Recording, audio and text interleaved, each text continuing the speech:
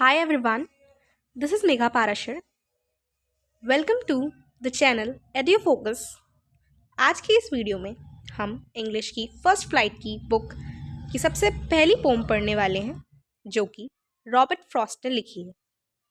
इस वीडियो में हम दो पोम्स के बारे में पढ़ने वाले हैं. सबसे पहली है हमारी डस्ट ऑफ स्नो एंड दूसरी है हमारी फायर एंड आइस. इन दोनों ये जो पोएम है बहुत ज़्यादा छोटी सी हैं और एक बहुत ही डीपर मीनिंग क्या करती हैं, कन्वे करती हैं. इन दोनों पोएम को पढ़ने के बाद आप इनके क्वेश्चन आंसर्स और समरी डिस्क्रिप्शन में से ले सकते हैं.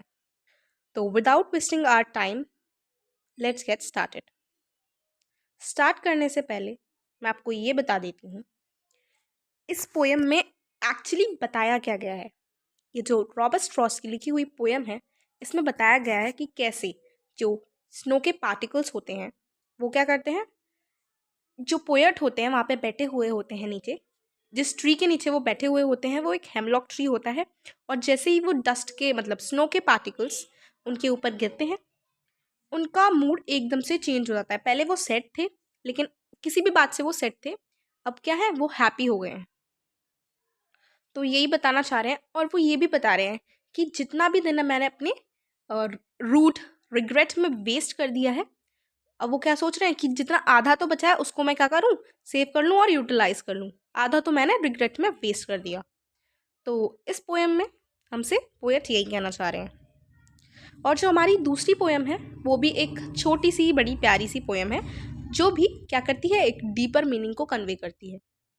उस पोएम में क्या है, उस पोएम में रॉबर्ट फ्रॉस्ट जी हमको बता रहे हैं कि कैसे फायर एक अपनी जगह अलग चीज़ है और आइस अपनी जगह अलग चीज़ है.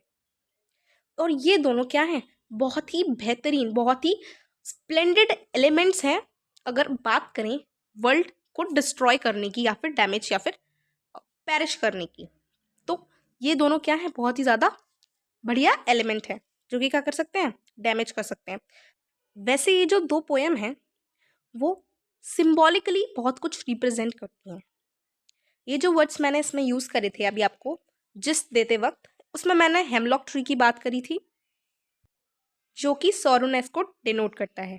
और मैंने बात करी थी फायर एंड आइस की जो कि एक्चुअली किसको डिनोट करते हैं, क्या रिप्रेजेंट करते हैं, वो बताते हैं कि जो हमारा क्या कहते हैं फायर है वो क्या है, डिज़ायर से उसको रिप्रेजेंट किया जा रहा है.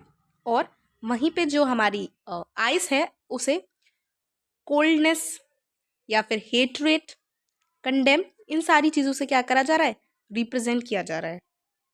तो आइए चलिए अपने पोएम की ओर बढ़ते हैं. तो ये जो पोएम है वो रॉबर्ट फ्रॉस्ट जी ने लिखी है. इस पोएम में सबसे पहले क्या बोला गया है, हम पैराग्राफ वाइज पढ़ेंगे और इस पोएम को एक बार नहीं दो दो बार समझेंगे ताकि हमको अच्छे से समझ आ जाए. The way a crow shook down on me the dust of snow from a hemlock tree has given my heart a mood of change and saved some part of a day I had rued. सो ये poem में सबसे पहले para में क्या बोलना चाह रहे हैं, हमसे पहले पैरा में ये बोलना चाह रहे हैं कि द वे अ क्रो मतलब जैसी जो crow I, Shuk down on me वो बैठी और मेरे ऊपर क्या हुआ, द डस्ट ऑफ स्नो, जो डस्ट ऑफ स्नो थी, मतलब इस इधर डस्ट ऑफ स्नो ही क्यों बोला जा रहा है, वो इसीलिए बोला जा रहा है क्योंकि जो स्नो के पार्टिकल्स हैं वो एक डस्ट के पार्टिकल के समान है, उससे कंपेयर करके इसीलिए यहाँ पे हमें बोला जा रहा है डस्ट ऑफ स्नो. तो इसलिए उन्होंने बोला the dust of snow from a hemlock tree. Poet जिस ट्री के नीचे बैठे थे ना उसको, वो कौन सा ट्री है, हेमलॉक ट्री है. वो कौन सा ट्री है, हेमलॉक ट्री. और इसके बाद हम समझते हैं has given my heart a mood of change and save some part of a day I have rued. तो सबसे पहले वर्ड मीनिंग समझ लेते हैं. इधर ये जो रूट का मतलब है वो है रिग्रेट. क्या मतलब है इसका, रिग्रेट. चलिए अपने सेकेंड स्टेंजा का मीनिंग समझ लेते हैं.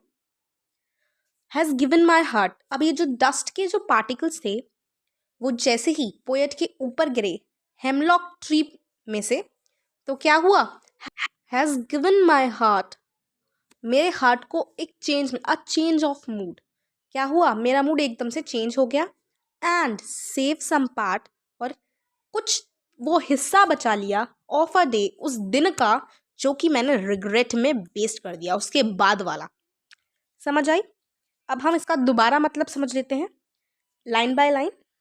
इस स्टेंजा में कहा जा रहा है the way a crow, the way a crow, जैसे ही क्रो बैठा। बेटा यहाँ पे क्रो का मतलब क्या है? यहाँ पे क्रो का मतलब है evil.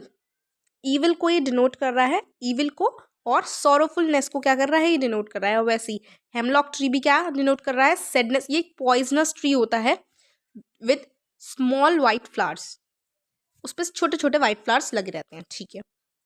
Shuk down on me the dust of snow from a hemlock tree, छोटे छोटे कण स्नो के मेरे ऊपर आके गिरे। किस ट्री पे से? हेमलॉक ट्री पे से। किस ट्री पे से? हेमलॉक ट्री पे। ठीक है। अगर हम बात करें इस पोयम में कौन कौन से पोएटिक डिवाइसेस का यूज़ हुआ है, तो वो है symbolism, assonance, alliteration and metaphor. इन 4 चीज़ों का इसमें क्या हुआ है? यूज़ हुआ है। अगले स्टेंजा की ओर बढ़ने से पहले एक बार हम दोबारा रिकॉल कर लेते हैं।